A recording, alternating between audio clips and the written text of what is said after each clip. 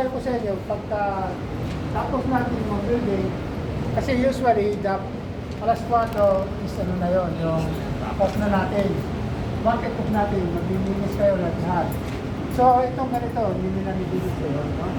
So, walisan ninyo, ano? Kasi yan, particles yan, pinag-grind yun. Pag pumasok yan sa loob, process ng potassium, technique ng building machine. Kaya kailangan malinis yung building machine, no? Okay? Ito yung power supply niya, ano?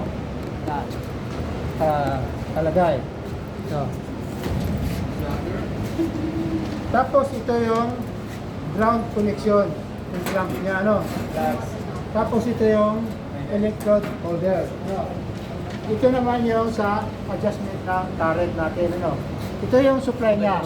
Pag ginanyan nyo, siguraduhin nyo na nakaganon siya, yan yung on. Tapos pag ginanyan nyo, yan yung off, ano?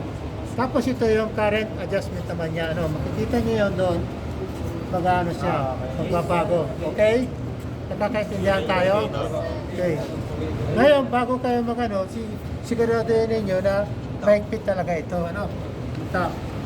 Tapos yung ano ninyo, welding holder, kailangan, hindi ito, kailangan nakalagay ito, insulated siya.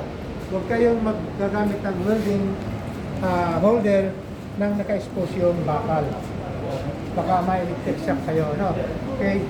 So may spring siya, kailangan kompleto. And then, kailangan, hindi siya nahuhugot ito pag ano, nalalaglag.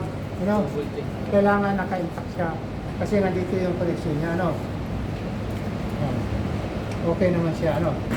So may tanong kayo sa welding machine natin, setting up. So usually ang operahin natin is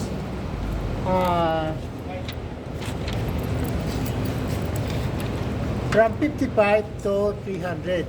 So ibig sabihin ito 300 amperes hanggang 300 amperes siya. So 55, ano yung gitna ng 55 at saka 105? Ha? 100? 100? Hindi. 75. 75. Tapos 105. Tapos 160. So, kunin nyo yung pagitan. So, yung graduation, kung halimbawa, 60. 75 yan. Dito lang siya ngayon. Ano? Ngayon, kung nalagay nyo sa 75, yan siya. Ano?